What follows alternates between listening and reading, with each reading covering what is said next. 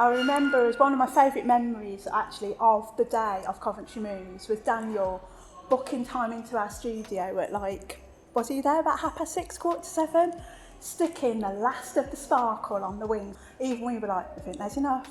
He come in and there was that really nice moment where he was stood between us and me and Nicola each side, and he was flipping around the glitter and we were just like making it happen. And I guess there was a mutual appreciation of shiny things and collecting things. And so Daniel came to our studio, had a bit of a rummage around, could see all of the stuff we had. And yeah, it was kind of designer friendship at first sight, really. We worked with him alongside designer Ruby Pugh. The design was a kind of real collaboration between Daniel, ourselves and Ruby. Yeah. And there was a number of iterations of where this was going and looking around the city centre as to where on that path of the river he might be positioned. And in the end it was settled on West Orchards. So the design came from both looking at Daniel's iconic image, the location that it was at, and also other influences that Daniel had been looking at, like the cathedral and the new cathedral, because the costume is about innovation and he was representing the energy of innovation. For example, the wings are based on the etching from the new cathedral, the window by John Hutton, and then atop his crown is a perspex wheel, which, given Coventry's really rich history in industry and transport, the wheel felt like such a great iconic symbol. And when we worked on all of the energy costumes, they all had this perspex halo that emanated what their energy was. What was also really exciting was that in conversation we were talking about different icons. And Daniel really likes like really striking, like black on white, very distinct illustration. And we knew that there was the most perfect ink artist in Coventry, Snod Ink, aka Michael Snodgrass. So we commissioned him to work on this front panel. The brief that we gave him was about innovation, Coventry rising from the rubble. And so he was really inspired by the 3-ton mural in Coventry, and kind of started with this rubble and then this innovative sculptural piece being drawn up until you get up to Daniel, who is of course the sun. And the design of that panel was really important for the positioning within West Orchards, because it was about making the most of the architecture, making the most of where it was positioned. And although it didn't end up in the original place we wanted it positioned, there was still this iconic drop of Daniel standing on the balcony and the panel just coming down from him and kind of signifying where the river was. Our relationship with Daniel has really collaboratively evolved, I would say. And following Coventry Moves, he was approached by Sky Art for a programme Statues Redressed, and he had this concept to dress the statue Disraeli outside St George's Hall, I believe. And he come to us and said, would you like to make this idea a reality?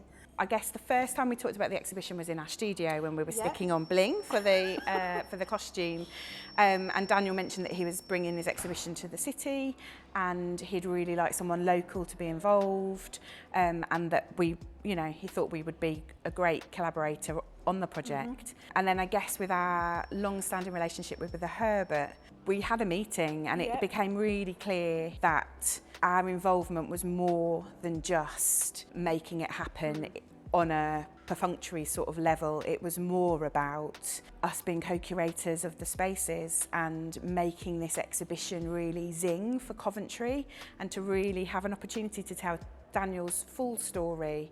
It's all of Daniel's things, it's all of his possessions. Obviously it is in a very different, it's not his flat, but it's, I think also because we have worked on a couple of projects with him, it's been great spending some time with him, so it felt like we could curate his space to really reflect his personality and his just everything he exudes, which is fabulousness and collecting.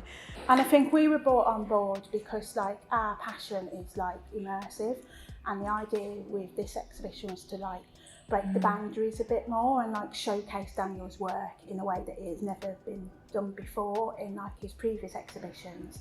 So normally it tends to be like one room and it's more terracotta army style. And although that sits within the galleries, to have different rooms, different themes, it's a nice journey as you come through.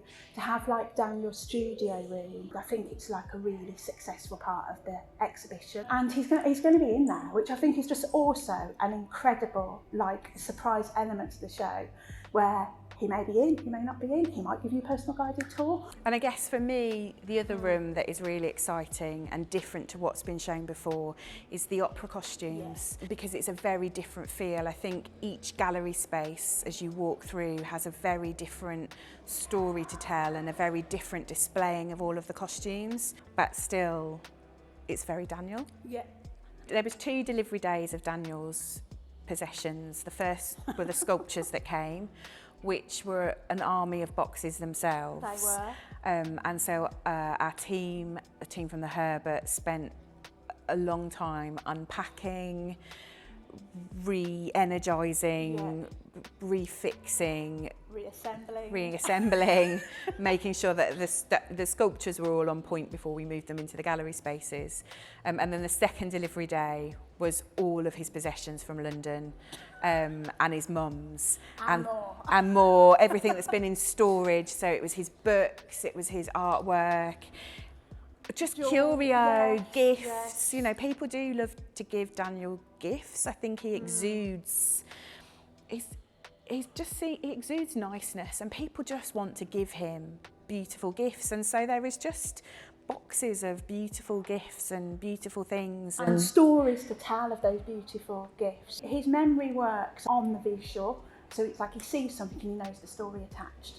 And to hear that, how that became in his possession, has just been like lovely, and it's been great for us like being able to curate the timeline. And there were so many times where Maz was like, "Oh, Daniel, I'm looking at this timeline and I'm thinking I would really like and he'd go, "Oh," and then in the madness of all these boxes, he would just go, "Oh, here, this piece of paper." He has just got that knack of, he works in a creative chaos, but he's got that knack of knowing exactly where everything is. So if we're after something, he will just dive into a box, and it's like, gosh, that's amazing. We think this exhibition is landmark for like the UK. This is Daniel's first exhibition here in Coventry in the UK. And I think it's just wonderful to like house such an extensive collection, like his full collection, which has never been seen before in his exhibitions. And just that it will attract, I think, a very mixed and different crowd. It's a great finale event to end City of Culture year on, because it is one of the finale events of the programme, and we're really proud as Vortex Creates to be part of it. Every other country has welcomed, and he's exhibited everywhere else. And then to come back to Coventry 20 years after beginning his work to show his complete collection is just phenomenal. And being City of Culture, that is what being City of Culture is about that spotlight, is about people realising that Coventry is the centre of the country for a reason.